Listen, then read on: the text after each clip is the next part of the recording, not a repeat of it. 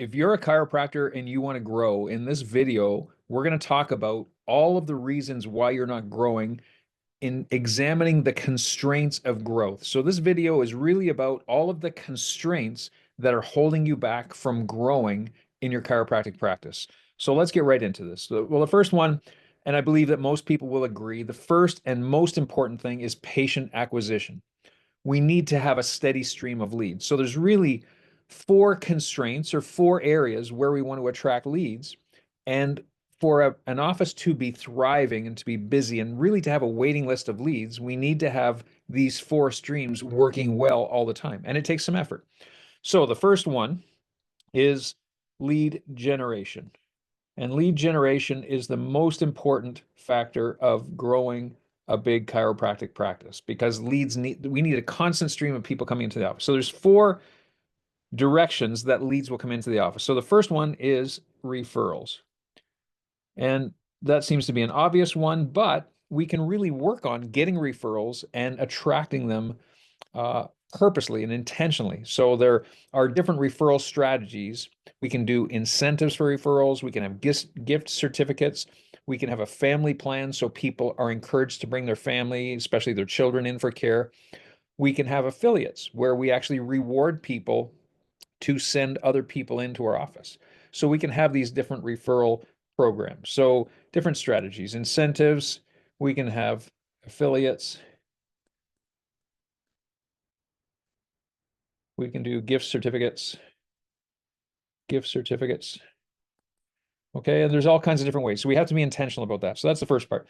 B is we want to create some inside events to create a culture in our office. So inside events. So we can do talks like nutrition talks, or we could do talks on stress reduction or whatever that might be, just to create an energy and attract some of our current practice members and give them the opportunity to bring guests. So talks in the office could be nutrition or stress reduction. All right. We can also do patient appreciation days. And we're going to call that PAD. So patient appreciation day. And we can have special events, like we could have food, a caterer perhaps. We could do a wine and cheese party or something. We could have live entertainment come in, a way for people to come in, learn about chiropractic, maybe do an advanced talk at our patient appreciation day or have a guest speaker, something that's going to attract people in. And again, another opportunity for guests to come into the office. Third one is outside events. And outside events could be a lunch and learn. We can go to a company, we can do a lunch and learn and take in a salad and maybe some chicken sandwiches or some sort of nice healthy meal. And we can do a talk on weight loss, we can do a talk on stress reduction, we can do a talk on ergonomic workstations, and we can just do a talk on just healthy living. And obviously weave in our chiropractic care, weave in the importance of good spinal and neurological health for longevity and for our best performance.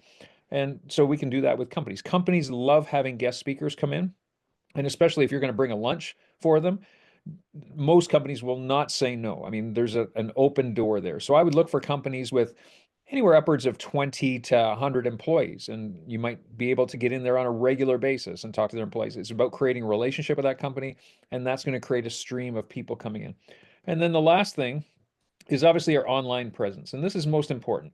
And this is something that we've really become experts in with ChiroThrive Marketing Solutions. So if you want some help with that, I'll leave a link in the chat below. You can set up a call and talk about that. Many chiropractors are really not good at keeping up with their online presence. So that means having a good up-to-date website and a website that's actively updated regularly, new team members, different blogs, different articles, different videos, patient testimonials. We can put all kinds of different things on our website. So if your website needs work, that's something to put some time and attention into. So that's the first thing. SEO, you want people to be able to find you. So putting some time and money into SEO, which is search engine optimization, is worth it because anybody in your area that's searching for a chiropractor is going to go to Google and they're going to type in chiropractor near me. Well, if you've put some time and energy into boosting your SEO, your office is going to show up at the top of the search. So again, that's very, very important. And then of course there's online advertising, Google ads.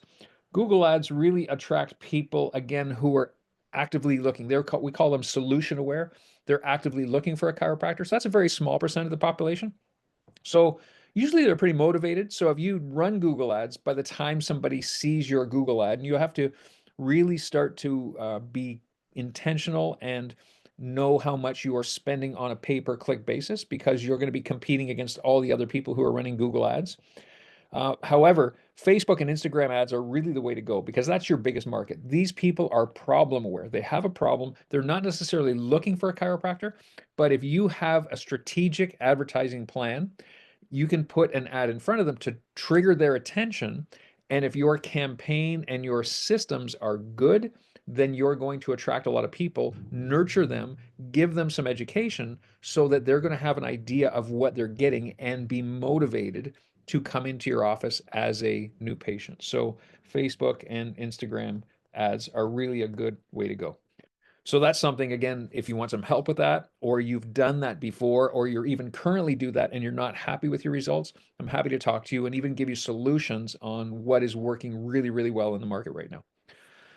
The next thing, this is the next thing of why you're having constraints for growth. So number 2 of the big picture here is team dynamics.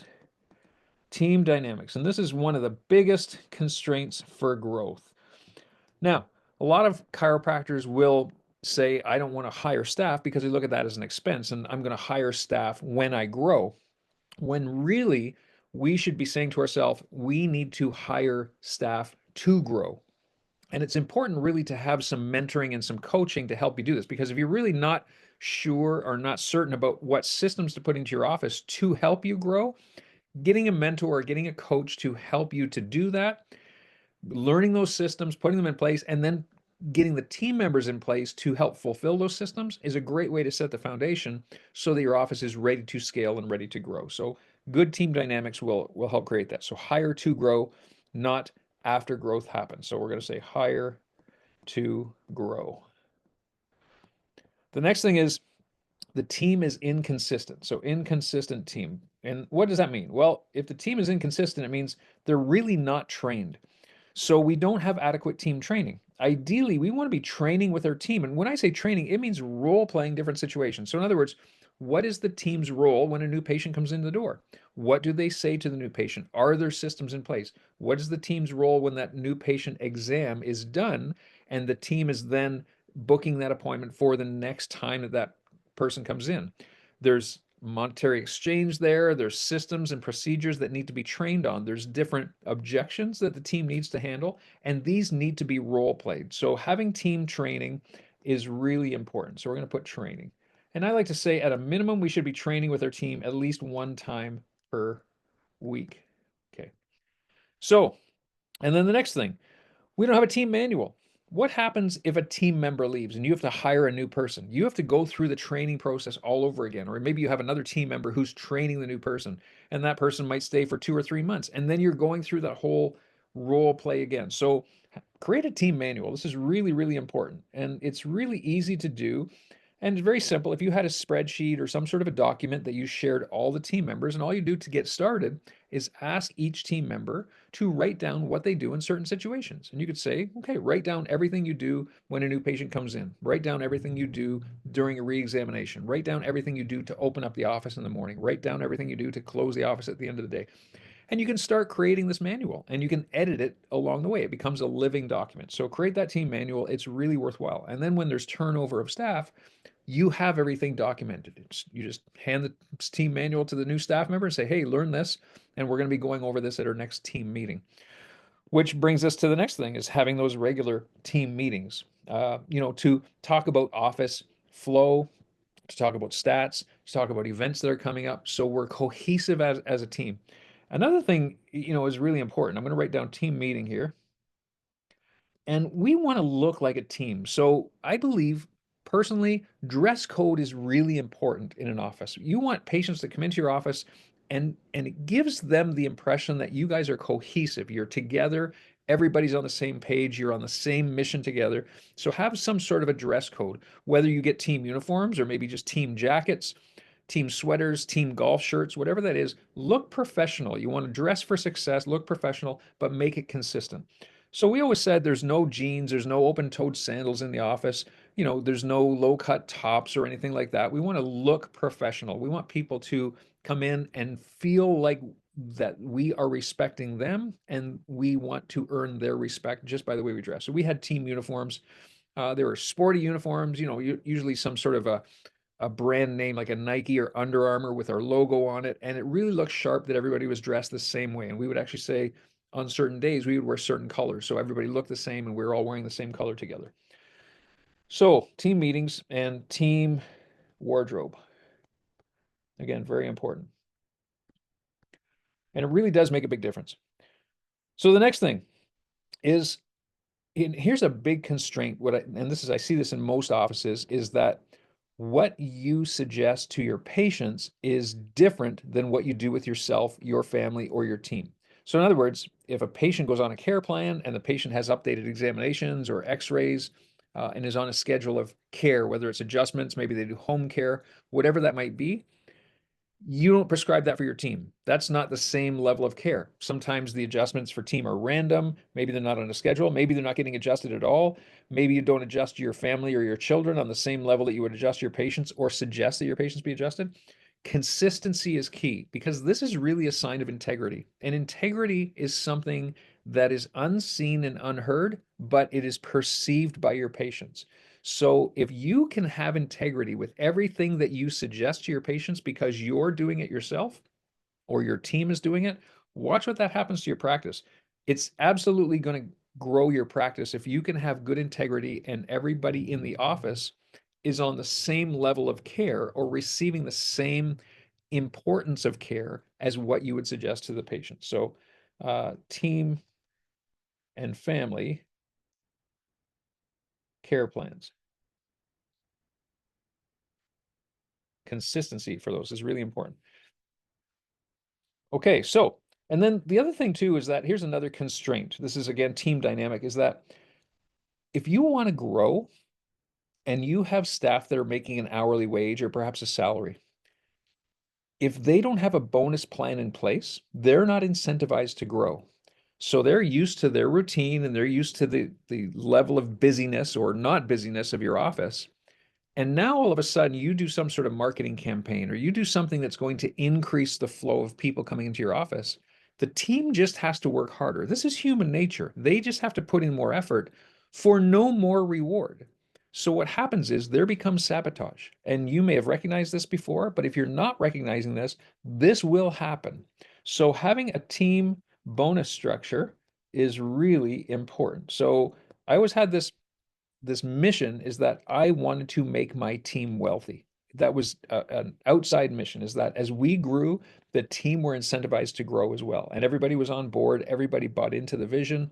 And as we grew, they made more money, which I mean, they loved. They loved serving people. They bought into the vision, but it was nice that they could take home a bigger paycheck at the end of the week. So, team bonus structure, very important. And if you want some help with that, again, link in the bottom, you can set up a call. I'm happy to just share with you some ideas that you can implement into your office right away. All right, so that's team dynamics. And we're going to move on here to the next constraint. And the next constraint, number 3, is the financial bottleneck of your office. And this is a big one. So why aren't you growing? Well, financial, and we're going to call this financial bottleneck because it is a big bottleneck.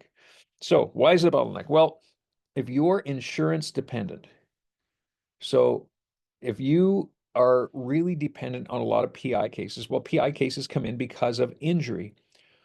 Well, typically what happens is if a patient comes in and they're expecting their insurance to pay for their rehabilitation or their pain relief or their care, the chances of that person becoming a long-term wellness patient are really, really slim, if not zero. So if you have an insurance dependent practice, you're really setting yourself up for failure. So the other thing is, and I know in Canada, for example, a lot of people will have some sort of extended healthcare benefits where their workplace covers their level of insurance and they may have a chiropractic coverage of, let's say it's $500 or $800 or $300, whatever that might be. Some people will only want to use that level of coverage. So if you don't have a plan in place to get them paying something out of their pocket and you're only charging them for their insurance, again, you're setting yourself up for disaster. So we want to get away from that insurance dependent type of practice. If you're charging on a pay per visit basis, again, this is a huge constraint. And what happens is that it really will revert back to a very pain dependent practice, which is what we're going to talk about in a minute. So what we really want to do is we want to have incentives for those people to pay for results or pay for some level of objective care. So some sort of care plan that we're monitoring. And then that would actually evolve into some sort of a maintenance or wellness plan or prevention type of plan. So we want to implement care plans. That is the most important thing. And that's something that we're going to continue to discuss. So having care plans in place that people, whether they pay on a monthly recurring basis or they pay a one-time fee for their care, is much better for growth in your office. So if you don't have that in place, that is a huge constraint. All right, and the next big thing that we're going to talk about is promoting a huge. This is a huge constraint. Is you're promoting a pain relief model. So number 4 is a promotion of a pain relief model. Pain relief. So this is really huge. So what does that mean? Well, it means everything we do is based on getting people out of pain. And we never put the systems in place to help people to understand that chiropractic is so much more than pain relief. In fact, chiropractic is about getting to the root cause of the problem. So putting systems in place to help them to understand that chiropractic is about correcting. If you're a subluxation based practitioner, that you're correcting subluxation, you're removing nervous system interference, you're enhancing the body's ability to heal by removing that interference. So having these things in place again are really, really important to promote long-term care and allow your office to grow. So if you're in a pain release model, so what does that mean? Well, maybe you're running pain-based ads. So this is another big constraint. You're running pain-based ads and you're using a low-cost offer, and what happens is these people are all coming in expecting to pay for a low cost offer to get their pain gone. And if you don't have the proper nurture and education systems in place, it's really, really tough to convert the mindset of those people that you attract through these pain based ads and get them into a wellness care or subluxation based mindset. There has to be proper systems in place.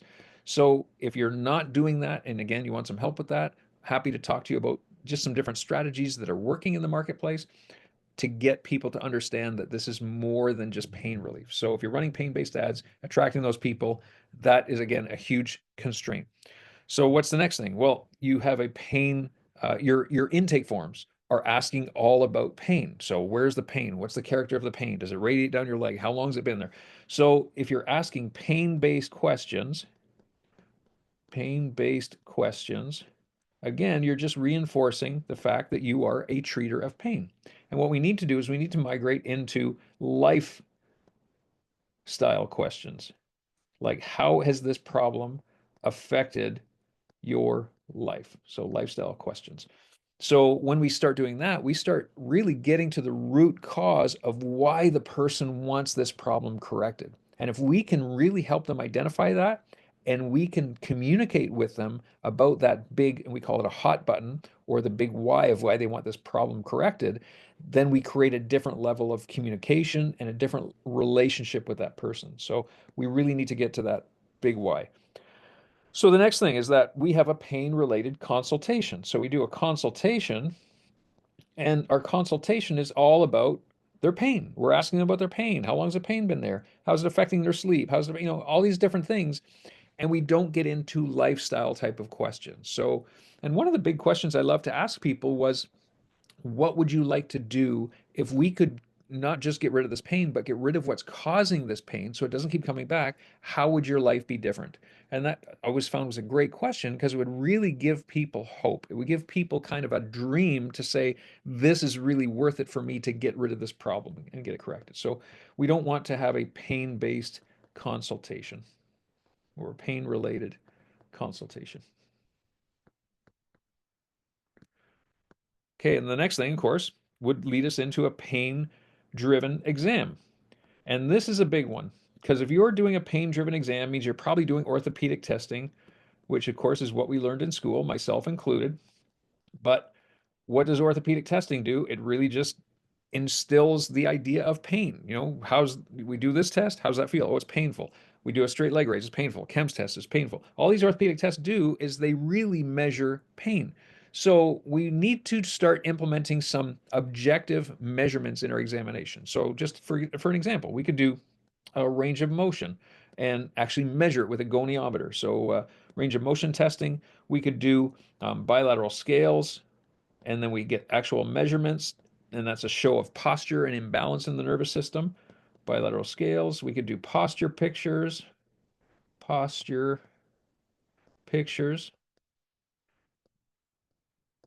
We could also do, we may do a nerve scan. Maybe we have a machine that does a nerve scan. It could be a thermal scan, so thermal to measure autonomic function, could be EMG to measure neuromuscular function. We could do HRV, heart rate variability, which is a sign of autonomic imbalance.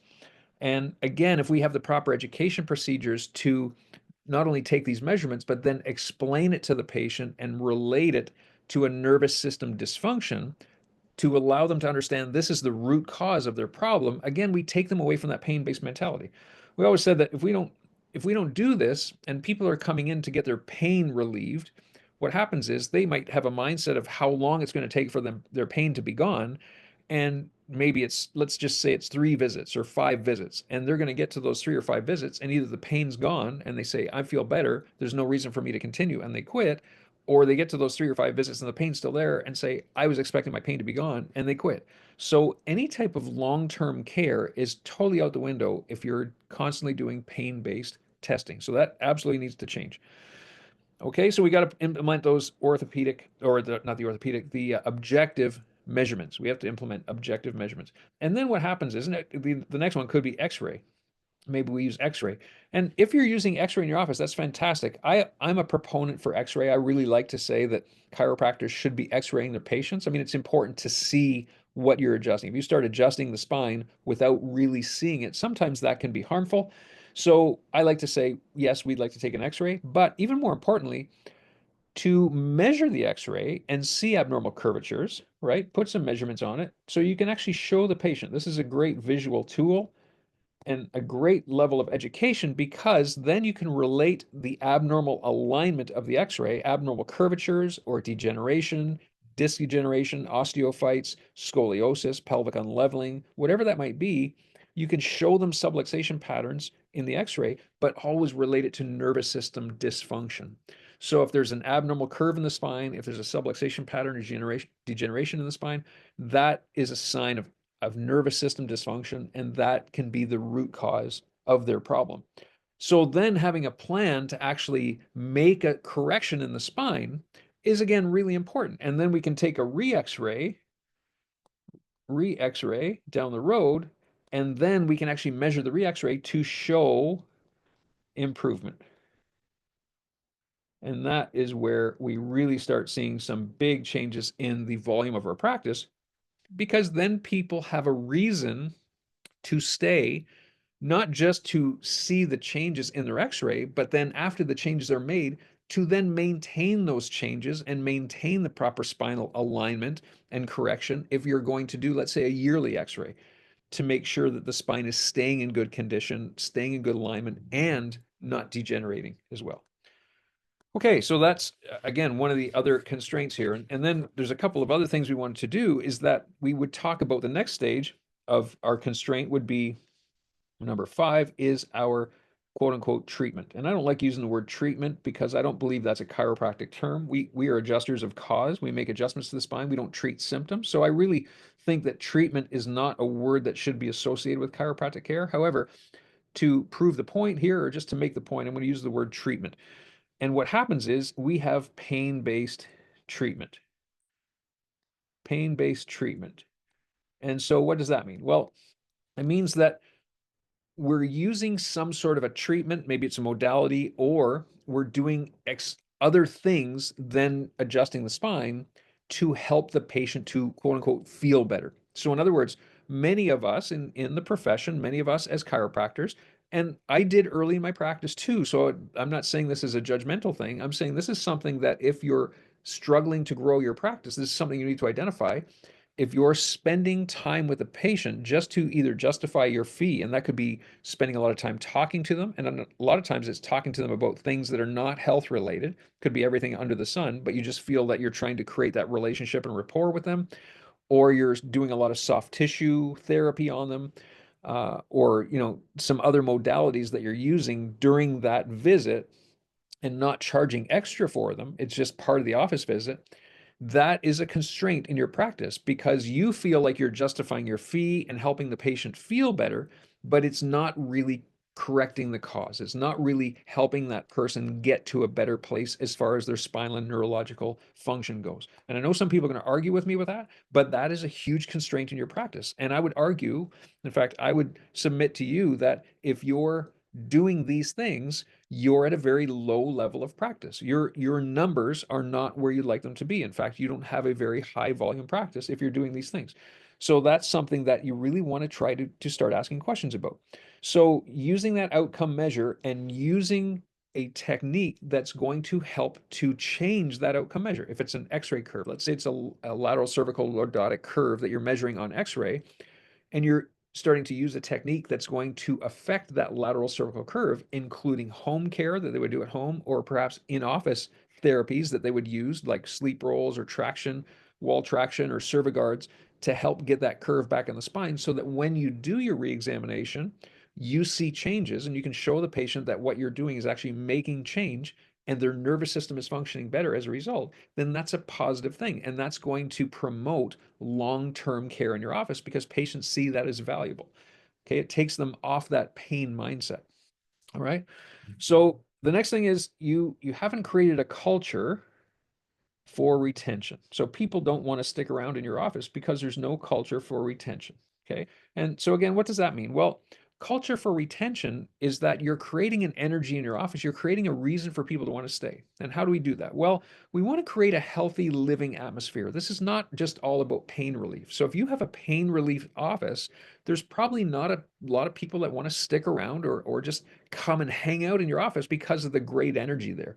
So how do we do that? Well, we could have fish bowls where people throw their empty medication bottles in after they've decided that they don't need medication anymore, or maybe their health has changed so much that their medical doctor has taken them off the prescription that they were on, whether it's blood pressure pills or cholesterol pills or whatever that might be, antidepressants. And so you might have a fish bowl full of medications, empty medication bottles. So that is really helpful and gives people hope to say, hey, maybe there's hope. I've been on these medications for 15 years. I'd love to get off them.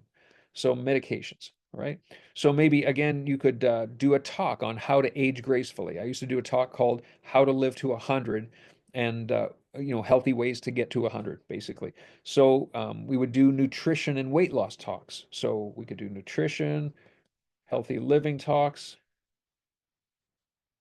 We could do a talk on stress relief. So again, any type of things that we would do like in this manner, again, create this energy. People want to come in and hang out for an evening to come and listen to your talk, not because they're coming in to get adjusted, just because they want to come and hang out in the culture. That creates retention. That creates an energy. And some people want to bring guests, and then those guests get inspired to become patients. So this is again a way to help your office grow. Maybe it's a talk on raising healthy children. And I used to do a talk on raising healthy children despite your doctor. And that was a book written by Dr. Mendelsohn years ago. But again, it was a great title for a talk and it attracted a lot of people. Raising healthy children. Okay, so there's 5 big constraints that if you can start to identify these things in your office and start to correct them and put things in place that are going to take people's mindset off of this pain mindset, again, creating a team that's inspired with a vision, sharing a vision with them, there's integrity, and you create this culture, then what happens is people just want to come and hang out in your space. So again, these are important things to start putting in. If you want more help with this, please go ahead, click the link below. I'm happy to get on the phone, not to sell you anything or not to talk about anything other than What are your goals in practice? Why are you stuck? Why are you just treading water and not getting to where you want to be? It could be some simple changes that you want to make, and maybe I can help you just have a different perspective to make those changes right off the bat. If you want some help with marketing to drive more people in and educate those people to bring in quality leads, again, I'm happy to talk about strategies on how to do that. So I'm Dr. Colin. Hey, if you like this video, please like and subscribe, and I will see you in the next video.